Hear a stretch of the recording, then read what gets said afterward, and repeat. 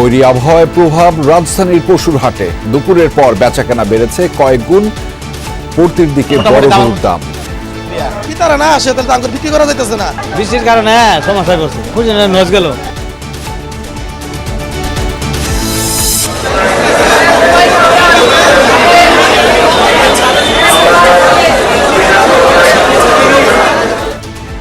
শেষ মুহূর্তে প্রিয়জনের সাথে ঈদ করতে রাজধানী ছেড়ে যাচ্ছে মানুষ। সড়ক মহাসড়কে অনেকটাই কমে এসেছে যানবাহনের জটলা, দিনভর বাড়তি ভাড়া আদায়ের অভিযোগ।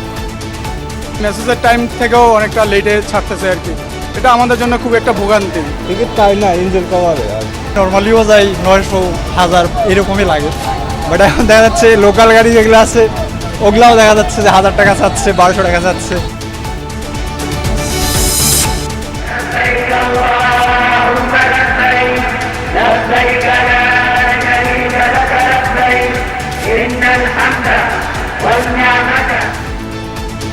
লাব্বায়েক আল্লাহুম্মা লাব্বায়েক ধ্বনিতে মুখর আরাফাতের ময়দান।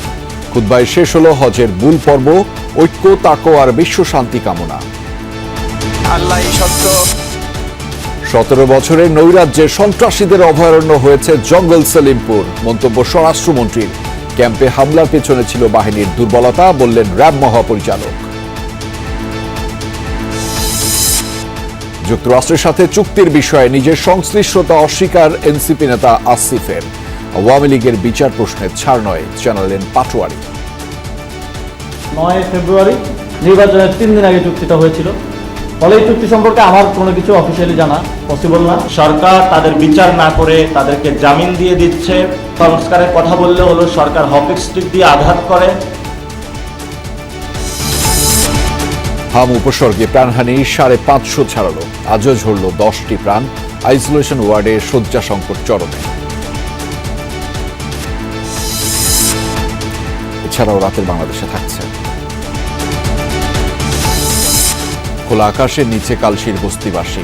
আগুনে পোড়া ধ্বংসস্তূপের মাঝেও শেষ সম্বল খুঁজছেন অনেকে, পুনর্বাসনের দাবি। একটা কিছু নিয়ে বাড়িতে পারে নাই, কষ্ট আছে যে নিচে বসতে মাটির নিচে খুঁজে খুঁজে লইতাছি। সরকার কি দিব আমার বাইরে একটা চাকরির ব্যবস্থা করে, আমাকে একটা পুনর্বাসন ব্যবস্থা করে আমার বাইরে।